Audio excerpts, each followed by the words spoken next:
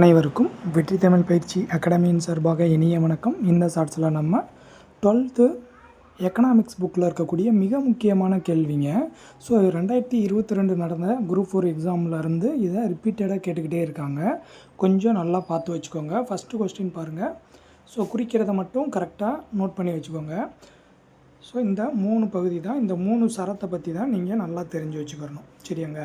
So பாருங்கள், 268, 69, 70. So இதை வரிசையாக ஞாபகம் வச்சுக்கிறணுங்க. பாருங்கள், முதல் எடுத்தோடனே 268 என்ன சொல்லுதுன்னு பாருங்கள். மத்திய அரசால் விதிக்கப்பட்டு, சரியாங்க, வரி தாங்க. ஸோ மத்திய அரசு விதித்து அதை மாநில அரசு வசூலித்து அதை பயன்படுத்தினா அது சரத்து 268. சரியாங்க? ஸோ மத்திய அரசு விதிக்குது, ஆனால் மாநில அரசு தான் அதை வசூல் பண்ணுது. அப்படின்னா பார்த்தீங்க அப்படின்னா அது 268. 269 என்ன சொல்லுதுன்னு பாருங்கள். மத்திய அரசு தான் விதிக்கும், மத்திய அரசு தான் வசூலிக்கும், வசூலித்து என்ன பண்ணுவாங்க, மாநிலங்களுக்கு ஒதுக்குவாங்க. சரியாங்க? ஸோ 269. 270, 72 என்ன சொல்லுது பாருங்கள்.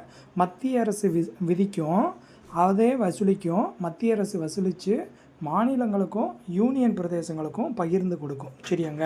புரியுதாங்க? ஸோ அப்போ இது ரொம்ப முக்கியமானதுங்க. 268, 69, 70. சரிங்களா? ஸோ மத்திய அரசு தான் எல்லாமே விதிக்குது, அதை மாநில அரசு வசூலித்தா 268. மத்திய அரசே வசூலித்து மாநிலங்களுக்கு கொடுத்தா 269. மத்திய அரசு வசூலித்து மாநிலங்களுக்கும் யூனியன் பிரதேசங்களுக்கும் கொடுத்தா 270, 72. சரியாங்க?